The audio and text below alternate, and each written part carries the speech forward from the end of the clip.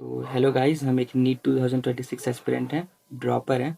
तो हम यकीन 2.0 का सब्सक्रिप्शन लिए थे। तो अभी मेरे साथ कुछ इशू हो गया है जिसकी वजह से हम बहुत पीछे रह गए हैं। तो अभी मेरा करेंट सिनेरियो ये है कि हम यकीन 2.0 में अभी अच्छे से टेस्ट नहीं दिए हैं और मेरा बहुत सारा बैकलॉग बचा हुआ है। और जो हम कंप्लीट किए हैं उसमें भी मेरा अच्छे से प्रैक्टिस नहीं है। इनकी वजह से मेरा बहुत ज़्यादा अंडर कॉन्फिडेंट हो गए हैं। तो अभी हम ये टारगेट किए हैं कि मेरे को 15 मार्च को अपना डेडलाइन बनाना है, जिसमें अभी 128 दिन बचे हुए हैं। ठीक है? अगर ये मेरा डेडलाइन होगा तो हम क्या कर सकते हैं कि मेरे पास आधा मार्च और अप्रैल बचेगा, जिसमें मेरे को 45 डेज मिल सकते हैं। और अगर इतने में मेरा सब कुछ कंप्लीट हो जाएगा, सारा सिलेबस, सब सारा टेस्ट और सारा प्रैक्टिस हम कर लेंगे, ठीक है। तो उसके बाद इस बचे हुए 45 डेज में अगर कुछ प्रॉब्लम रह गई तो हम अपने आप को इम्प्रूव भी कर सकते हैं, और जिसकी वजह से मेरे मार्क्स थोड़े आगे भी बढ़ जाएंगे। तो मेरे को ये लग रहा है कि मेरे को यही अपना डेडलाइन बनाना पड़ेगा। सो इसके बाद अभी मेरे गोल्स ये हैं कि नवंबर में हम क्या कर सकते हैं कि अपना बैकलॉग कंप्लीट करेंगे, यकीन 3.0 का टेस्ट देके। ठीक है? और बिना टेस्ट दिए अगर हम बैकलॉग कंप्लीट करते हैं तो उससे क्या होता है कि प्रोक्रेस्टिनेशन होने लगता है, जिसकी वजह से चीज़ें छूटने लगती हैं, आज की जगह कल, फिर काम टलने लगता है। तो अगर हम टेस्ट को फिक्स कर लेंगे तो अपना बैकलॉग भी कंप्लीट कर लेंगे, और इसके बहाने मेरा फिजिक्स का बैकलॉग सारा कंप्लीट हो जाएगा, और मेरा फिजिकल केमिस्ट्री का बैकलॉग ख़त्म हो जाएगा, और बायो का 11th मेरा कंप्लीट हो जाएगा। तो ये मेरे लिए नवंबर का यही सबसे बड़ा प्लान है। और जैसे ही नवंबर बीतेगा उसके बाद दिसंबर में हम ऑर्गेनिक और इनऑर्गेनिक को मेंटेन करेंगे। इनऑर्गेनिक में भी 2 चैप्टर्स हुए हैं, और ऑर्गेनिक अभी चल रही है, लेकिन ठीक है, मेंटेन हो जाएगा आगे।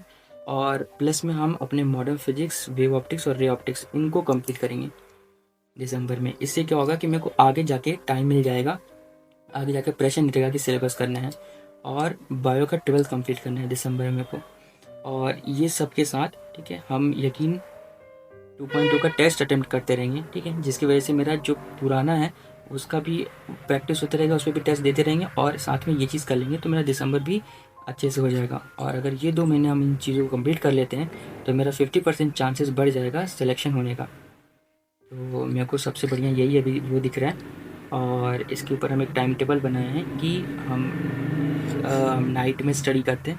मेरे को रात को पढ़ना ज़्यादा सही लगता है, तो रात को हम 4 घंटा पढ़ सकते हैं, और लाइब्रेरी जाते हैं हम तो 6 से 8 हम पढ़ सकते हैं 2 घंटा, और 9 से 2 के बीच में मेरे को 5 घंटे या फिर नॉर्मल 4 घंटे मिल जाएंगे पढ़ने के लिए, और फिर थोड़ा सा सो के, और 7 से 11 के बीच में हम 3 घंटा और पढ़ सकते हैं।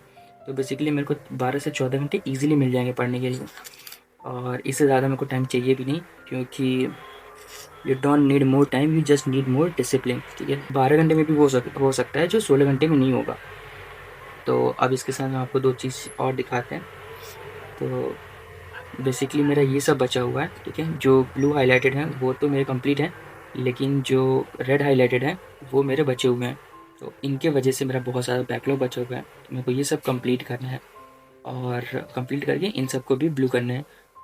और दूसरा ये है कि अभी मेरी लाइफ में सबसे इम्पोर्टेंट यही चीज़ें हैं, यही 10 चीज़ें हैं। तो मेरे को अगर अपना अपना ना मेरे को मेरे को लेट नाइट स्टडीज़ करनी है, और इसी से मेरा एक मोमेंटम बनता है रात दिन भर पढ़ने का। और थोड़ा सा वर्कआउट एक्सरसाइज करेंगे जिससे बॉडी एक्टिव रहे। नहाना भी ज़रूरी है, और हम नहाते नहीं हैं, बहुत आलसी हैं। और थोड़ा सा मैनिफेस्टेशन करें जिससे कि मेरे को पॉजिटिव एनर्जी मिलती रहेगी। और ये मेरा सबसे बड़ा दुश्मन है, जिसकी वजह से मेरा सिलेक्शन बार बार रुक जा रहा है, ठीक है। तो ये मेरे को बहुत इशू कर रहा है, और ये झंडू चीज़ मेरे को नहीं करनी है, ये बहुत मेरा एनर्जी खा लेता है। और इन इन दोनों की वजह से मेरा ये 80% का काम और ये 12 घंटे की स्टडी नहीं हो पाती है। आप देख ही सकते हो, अभी 5-6 दिन में पूरा लाल हो चुका है। और बस जंक फूड नहीं खाना, इससे पेट ख़राब हो जाता है, और फिर स्टडी में इफ़ेक्ट आती है। और ये तो टाइम वेस्ट है, अगर कोई ये कर रहा है तो फिर वो सीरियस है ही नहीं पढ़ाई में। तो बेसिकली अभी कुछ कुछ चीज़ें तो हुई हैं, जैसे हम सिर्फ 3 या 4 पॉइंट्स ही पा रहे हैं रोज़ रोज़, 1-2 पॉइंट्स भी गए हैं। तो मेरे को ये चीज़ 10 पॉइंट पे लाना है, और अब देखते हैं कि आज 7 तारीख से कैसा परफॉर्म करते हैं हम। तो मेरे को अगर ये सारी चीज़ें अगर हम सही से कर रहे हैं तो मेरा बहुत ज़्यादा वो हो जाएगा कि हम बहुत ज़्यादा डिसिप्लिन हो गए हैं। और ये एक चीज़ हम सोचें कि जो भी जितने भी घंटे हम पढ़ेंगे, ठीक है, जिस दिन हम जितने भी घंटे पढ़ेंगे उसको हम मार्क कर लेंगे। इससे क्या होगा कि मेरे को रोज़ दिखेगा कि कितने तारीख को हम कितना पढ़े थे।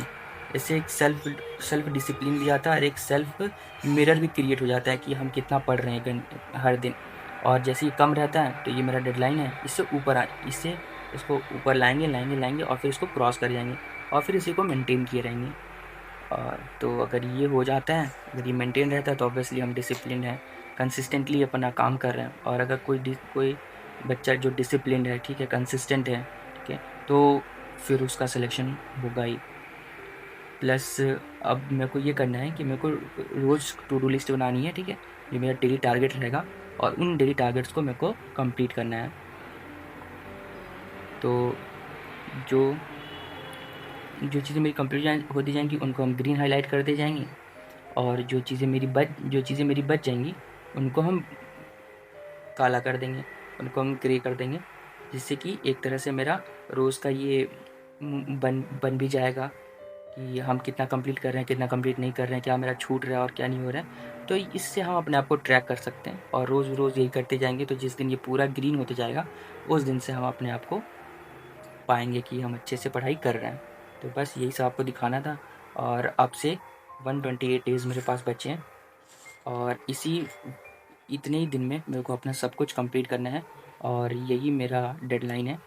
और इसके लिए अपलोड करते रहेंगे कि हम क्या पढ़ रहे हैं और कैसे उस चीज़ को कर रहे हैं। तो बस यही करना था और थैंक यू, मिलते हैं कल से।